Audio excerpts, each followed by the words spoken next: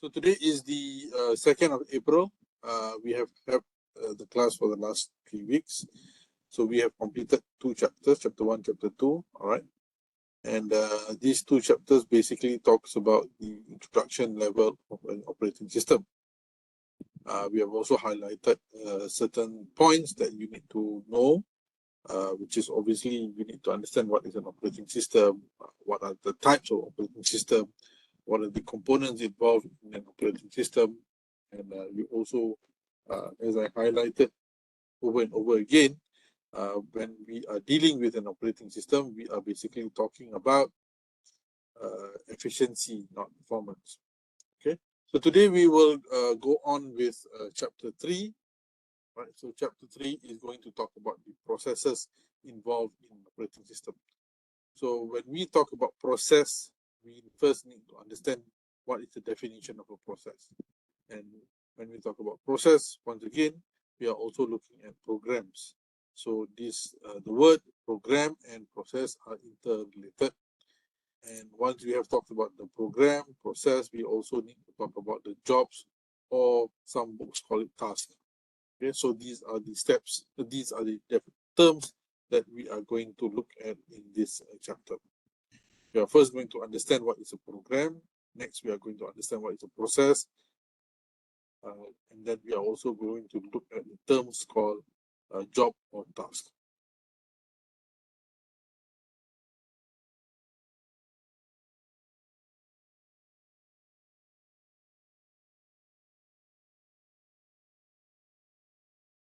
Okay, so let's start with chapter 3. So chapter 3 talks about, as I mentioned just now, talks about process. So what are the processes involved in an operating system? Okay, so as I mentioned previously in a few slides a few minutes ago, we first need to understand what is a process. That is the most important part, because each function inside the operating system goes through a process, and inside this process there are several jobs or tasks that needs to be completed in order for the process to be completed. So before I go into the idea of process, let me just give you an example of what are we talking about. What is a process? A process is basically, for example, let's say you are making a cake. Okay, you're making a cake. So the process in making a cake. So as you know, when you hear the word making a cake, you know that the outcome of this particular process is to get a cake.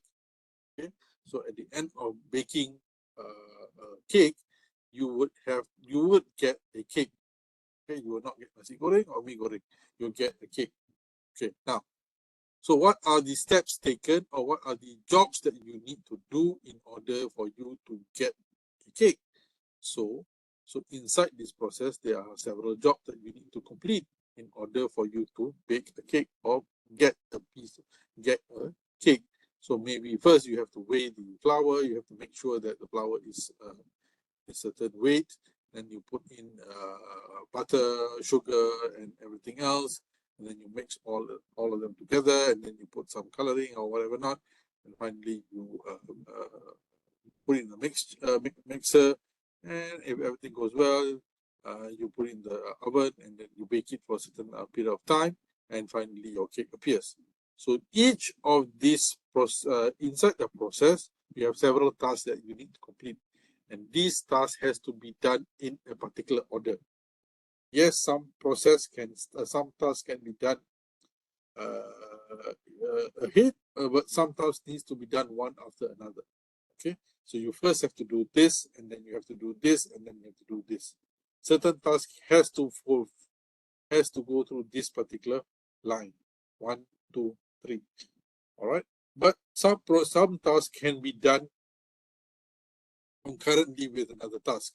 Okay, concurrently with another task. For example, let's say while you're mixing the cake, you can preheat your oven. So there are 2 tasks that you can do at one time. So there are certain tasks that you can do in concurrently, but certain tasks cannot be done concurrently. You have to wait one after another. Okay, now let's go on. All right, so we are going to talk about concept, scheduling, operations, and interprocess. So first, we are going to understand what is a process and how do we schedule it, because each process needs to be scheduled. So baking a cake is just one process, but you may have several processes, and each of these processes have certain tasks. So you might also combine these tasks between process. Okay, so there can be several processes that you can at the same time bake a cake and at the same time do something else.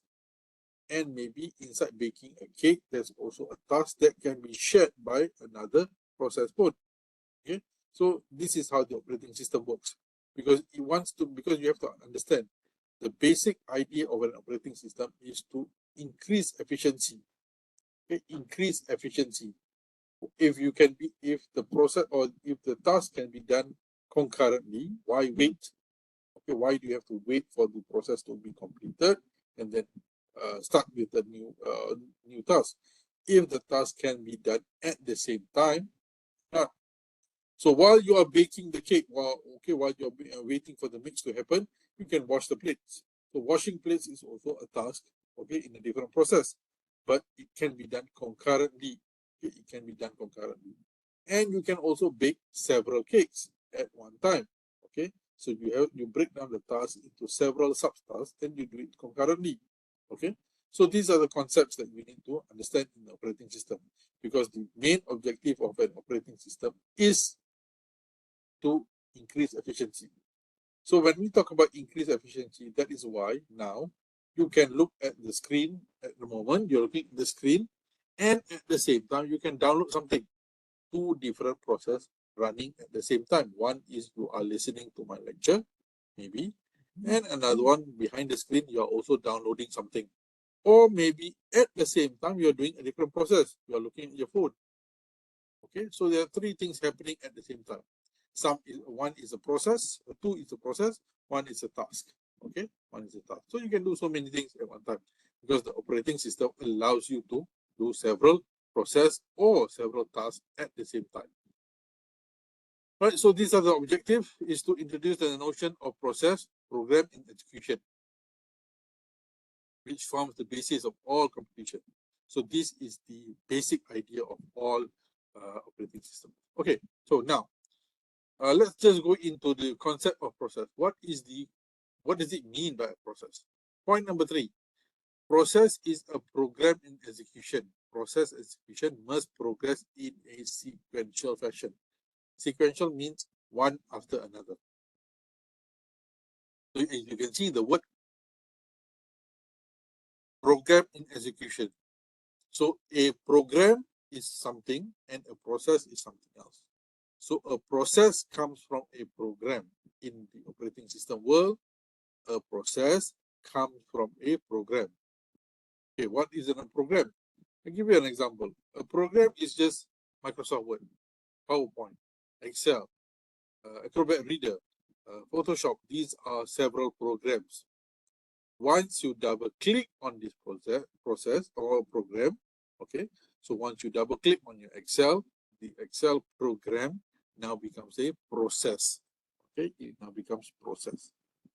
Okay, so a process by definition is a program in execution. If the program is not in execution, okay, it's just a program. Okay, and it has to be done in a sequence. That means the process has to be done in a sequence. Once you complete this task inside that process, then you move on. Let us say you go to a photostat shop, process of that, and you want to photostat 10 items, okay, or 10 copies of one of something, okay. So the process is to photostat your document, okay. So first, the counter lady will take your order. Okay, how many you want to photostat and copies? Next, she brings that information to the machine. She opens up the machine. She punches in number 10. She puts the paper. So each of these open punch in numbers, put the item, put the paper inside the machine. These are all tasks in order for her to complete the process, which is photostat. Okay, so those are the things. So again, in operating system, a process is a program in execution. So once your Microsoft or Excel or PowerPoint appears on the screen, now this is called a process. So now you are in WebEx. This is a process. But if once you finish class, the WebEx just becomes a program. Just becomes a program. So in order for you to complete, in order for the operating system to complete the process, it needs to have text section, program counter, stack, data definition, and heap. So these are the items needed for the process to run. Okay, nanti we'll go in one by one lah. Alright. Tapi you can look at point number 2, program counter. Program counter ialah how does the process know what to do next. Okay. So dalam satu proses photostat machine contohnya, alright, dalam tu ada task, open, masukkan paper, and tekan number, and those are several tasks. But the OS also needs to know what is going to happen next, what is going to happen next, what is going to happen next. So this is called the program counter. Okay.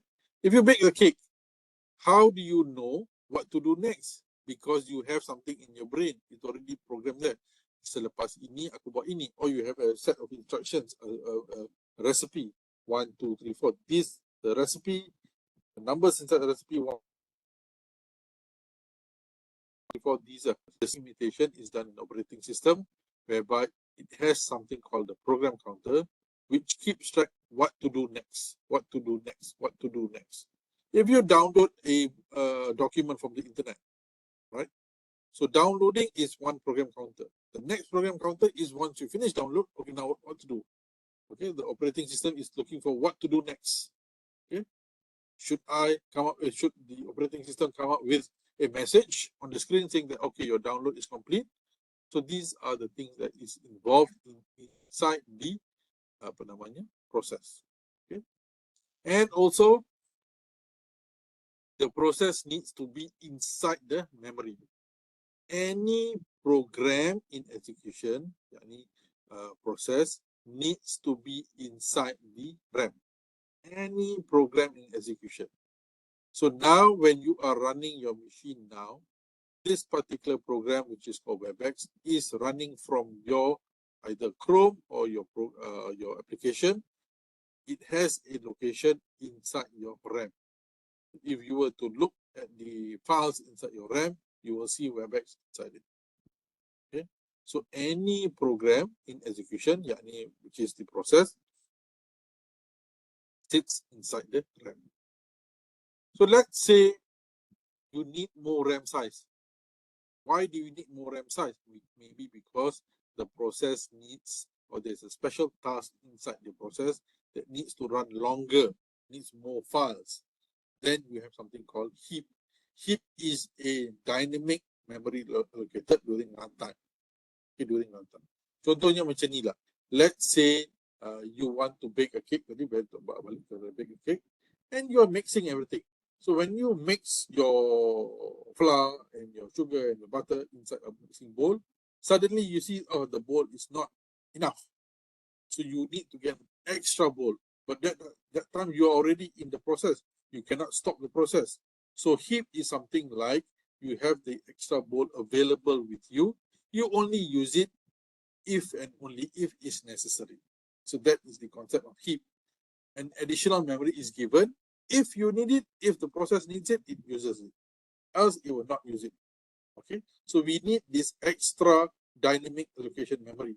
Why is it dynamic? Because it can expand. Okay, it can expand. Okay, let's say you're mixing the cake and suddenly you find that the bowl is not enough. You cannot stop and go and find the bowl and redo everything again. You have to still continue. If you stop, then the process will stop and then you will take a longer time. But why not you have it stand by next to you? If and only if you need it, you start using it. Okay, so that is the concept of heap. All right, so what is a program? A program is passive. Stored on a disk, which is your hard disk, as an executable file, .exe. A process is active lah. Okay lah. This is quite straightforward. Program Microsoft Word, Excel, PowerPoint, those are the program. It's not doing anything. Once you double click on it, pop, pop, then it becomes a process, then everything appears on the screen. Okay. Program becomes process when the executable file loaded into memory. Yes, the process, once you double click the program, it's loaded inside your memory. Now it becomes a process. Okay. One program can have several processes. Okay. Satu program can have several processes. And dalam satu proses can have several tasks. Now, how do you talk about this? Example here, Google Chrome is a program. It's split into multiple processes, handling specific tasks or tab or window. This architecture enhances security, stability, and performance by preventing a single use in one part of the browser from causing the entire application to crash. It also makes better use of multi-core processor, as each step or task can be assigned to a different CPU core. Okay, so basically, Chrome is a program. Each step into the atas is a process. Why do I say that? Well, let's say tab number 1, you are reading something from the internet. Tab number 2, you are checking your email. Tab number 3, you're downloading something. Tab number 4, maybe you are listening to WebEx. So you have 4 processes running at the same time. And each of these processes, dia tak bercampur. Okay, dia tak overlap. Okay, whatever in tab number 1 is only in tab number 1. Whatever in tab number 2 is only in tab number 2, 3, and 4. It's all inside there. So you have one program, yakni is the the Google Chrome, which has now 4 processes. Okay, one program. So if you close one program, for example, you dah habis tengok email, you close it, the process is still there. The program is still there. However, if you close the program, all the sub-processes under it automatically disappears. Let's say you just close Google Chrome, pop, all the tabs disappear together. Okay, so that is an example of a process. And heap containing memory dynamically allocated during runtime. So when the process is being executed, and if there is need of having more memory, then you will use the heap. You tengah masak cake, and then you need something, and it's there, it's available. That extra bowl is now called the heap. Right? Now, so you have another term called process state. So inside a process, before a process appears, it goes through several states. Okay? Before a process appears in the operating system, it goes through several states. This you have to imagine. Imagine you have Microsoft Word on your screen. So you double click on it. So below you double click on it, program Microsoft Word, it suddenly within the next, let's say 3-4-5 saat, Microsoft Word appears on your screen. So now will Microsoft appear on your screen, that what the desktop or the whatever you see on the screen, that is process number 1. Then you open document number 2, that is process number 2. Open document 3, that is process number 3. Okay. Going back, once you close everything, everything shuts down. But from the time you double click on Microsoft Word until the first document appears, there's something happening. Okay, faham?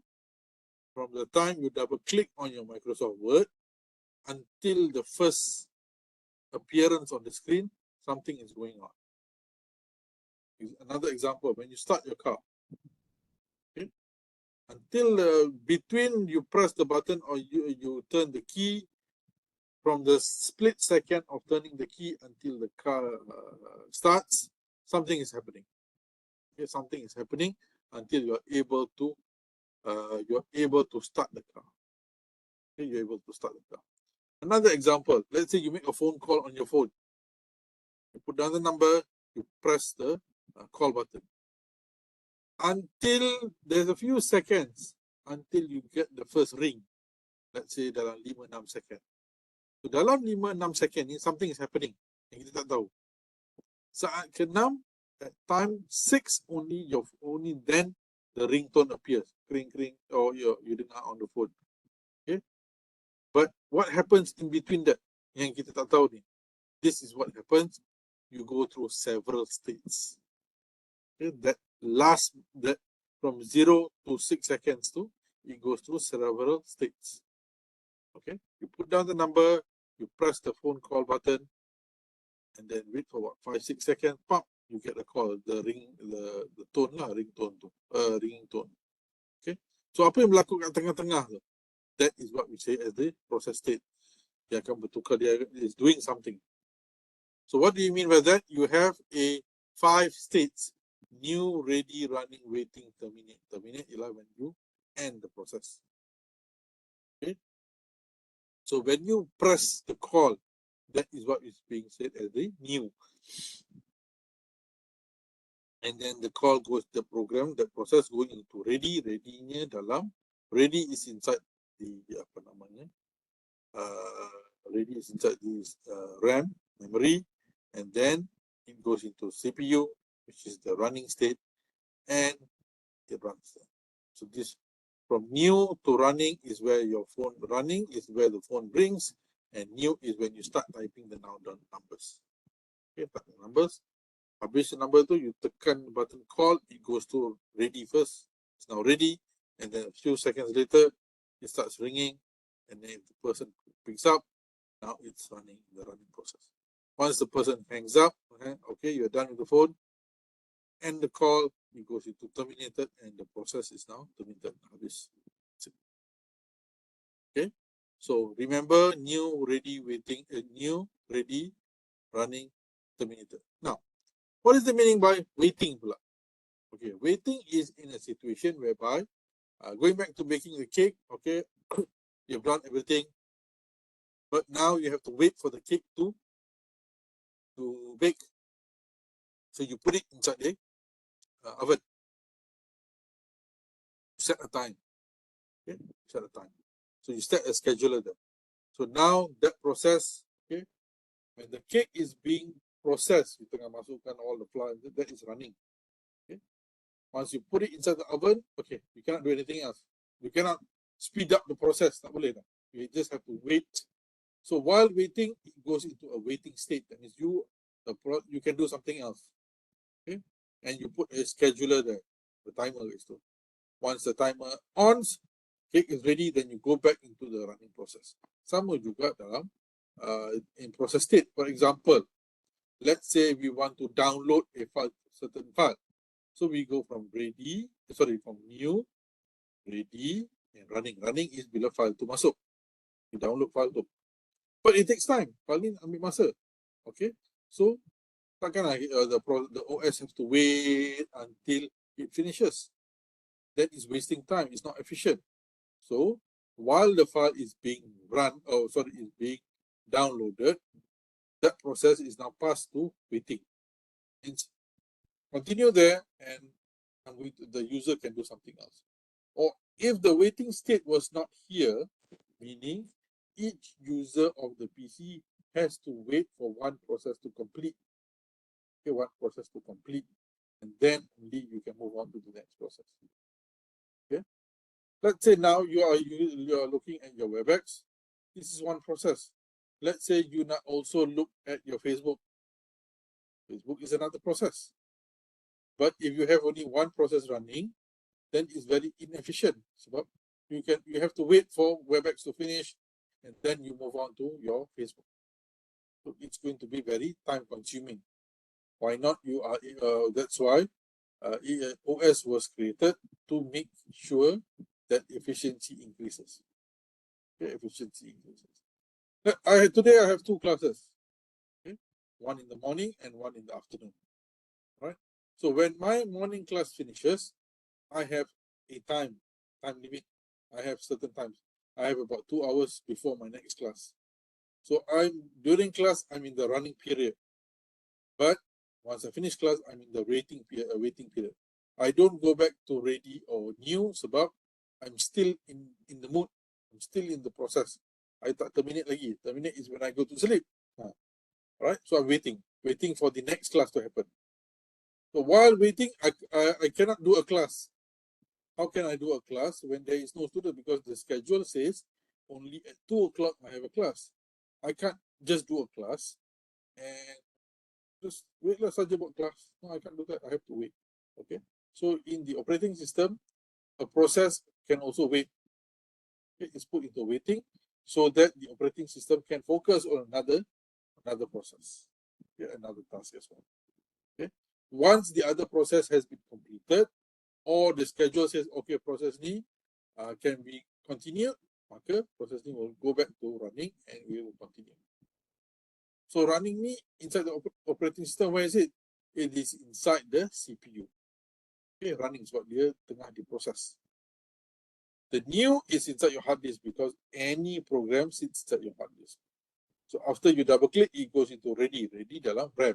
Any process bila nak diproses or it's being processed, it's inside the ready state, or what you say is inside the RAM. Okay, all right.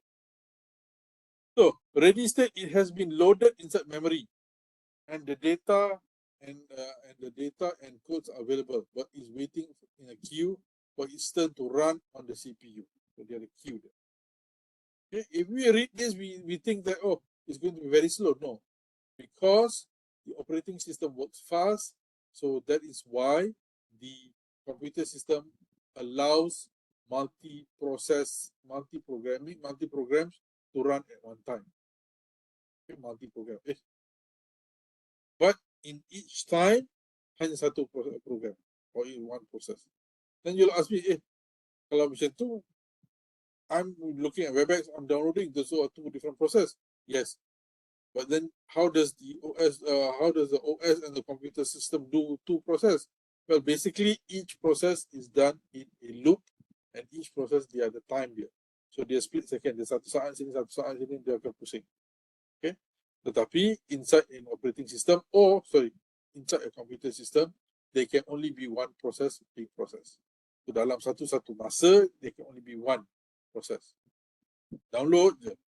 But you cannot, but then was the older days.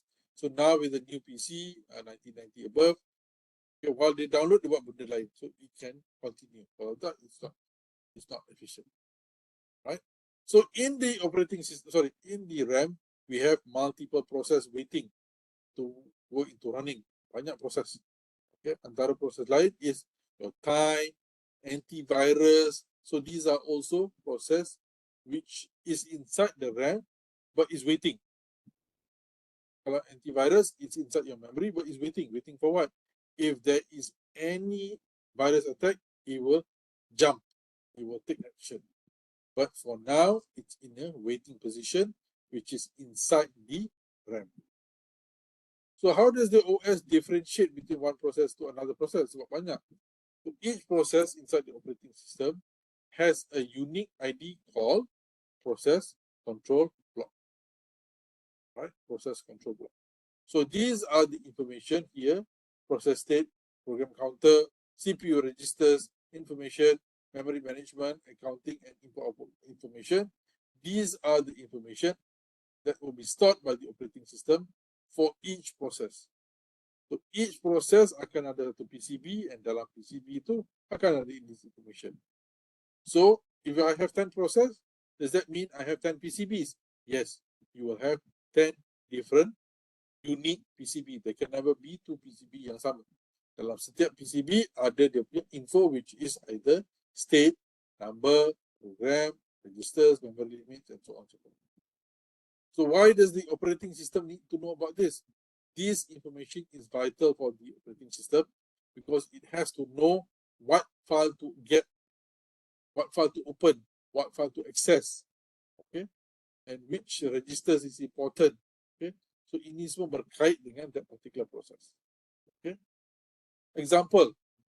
Again, going back to baking a cake. Baking a cake and frying a chicken is two different processes. Okay, although the flow is the same, but the process is totally different. So the PCB is baking and PCB fried chicken. Right? Unique tu dua-dua benda yang unik, tetapi buat benda yang sama. Contohnya, you have to input something or make something up for the cake mix.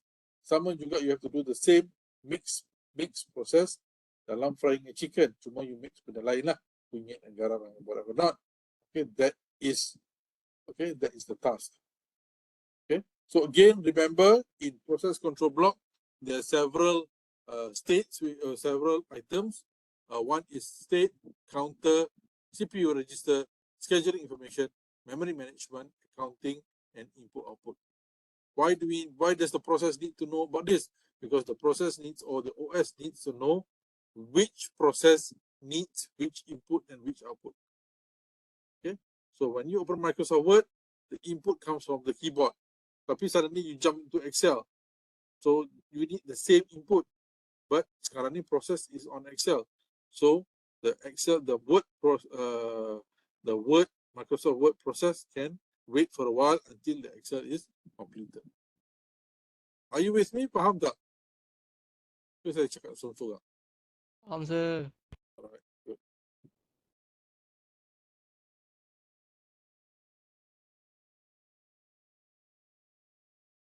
Okay, now, so how does the CPU switch from one process to another process? Sebab dia boleh buat satu proses je. So each time dia switch, dia lompat daripada satu proses to another process, dia akan savekan the information and dia akan lompat.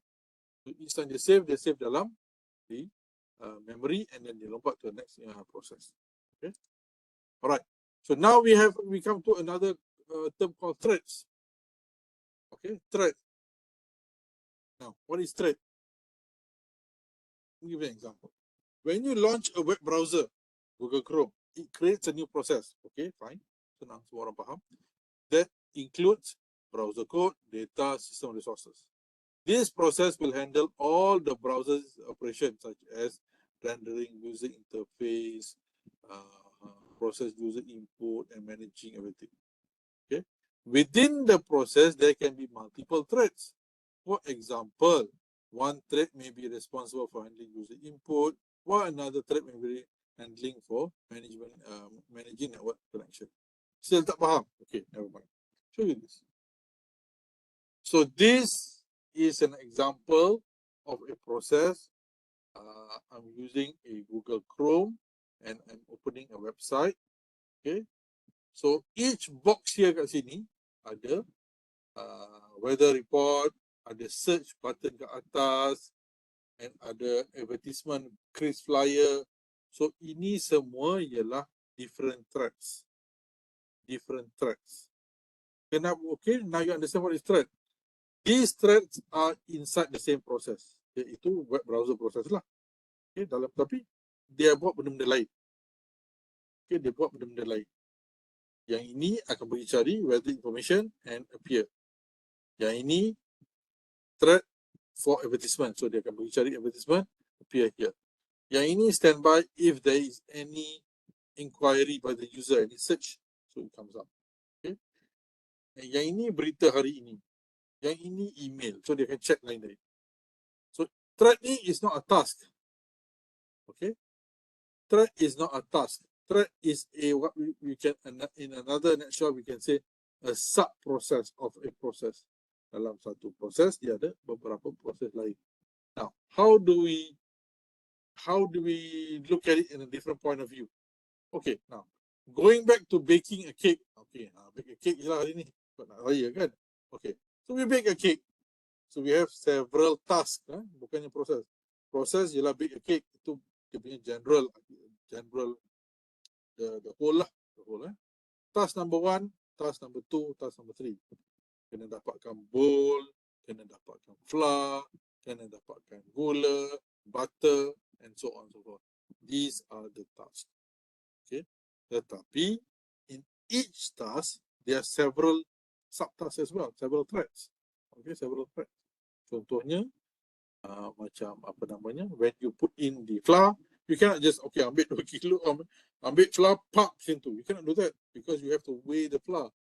1 kilo ke 2 kilo ke, and then you have to buat penapisan ke apa. Those are benda-benda lain dalam tu. Okay, benda-benda lain yang dalam tu. Okay, and you have to do all this inside one task. There's also something else. Okay, so in the operating system, this is called threads. Okay, So one thread will handle anything about that. Dia takkan fikir dah. Okay. Walaupun dia berada dalam satu proses, each of the threads will do something else. Okay, let's say I give you a group assignment dalam kelas ni. Okay, so proses ialah group assignment. Okay, proses ialah group assignment. And I want a group assignment on 10 chapters. 10 chapters. Okay, so Izwan buat chapter 1, Afiq buat chapter 2, Amir buat chapter 3, and so on and so forth.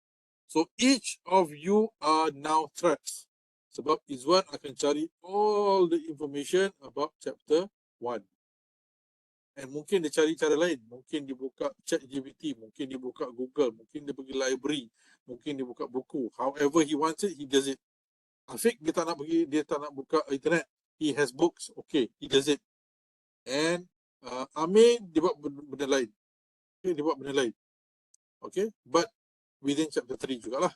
Okay, but it's totally different. And they are independent. They are not working together. Okay, these threads are not working together. Okay, once Afiq dah siap, dia show the result and present. Once Izwan dah siap, dia show the result and present. Once Amir dah siap, they show the result and present. But they are all within that same task, which is assignment. Okay, which is the assignment. Okay, so these are threads. But going back to this screen, if you close the big process, which is the Google Chrome, maka automatically each thread akan habis, hilang. Okay, each thread akan hilang. Or dalam example ini, let's say tiba-tiba there is no advertisement. Ada masalah lah, tak ada advertisement. Thread lain masih on juga. Or there is no information from the weather. Weather tak keluar. Information about weather tak keluar. Thread lain masih on. There will be no issues.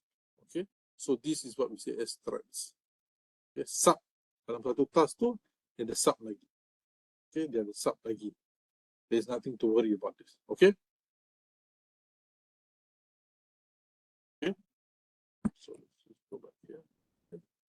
So imagine a word processing application where one thread handles one user input and user interface while the other threads checks for spelling errors in the background. Both threads belong to the same process and share the document's memory space, making it easier for the user interface to display spelling suggestion from the background threads. Ini macam ni pula. Okay, this is an example. Another example. You open your Microsoft Word, document number 1. Okay, document number 1, document number 2, and so on and so forth.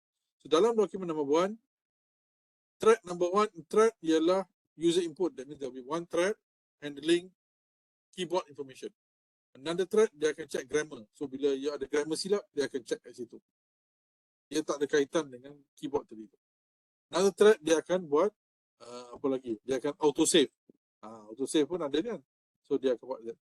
So these 3 threads bergerak sekali, but it's inside one process. But they are not dependent on each other. Okay? Bila you tulis something, the keyboard is meant for the keyboard.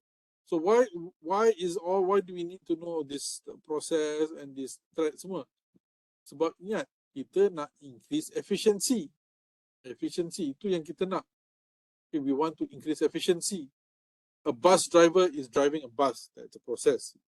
But in order to increase his ingatan or what you say, efficiency, untuk kira jumlah student atau jumlah passenger, dia bagi dekat dia punya co-pilot. Okay, you kira jumlah passenger.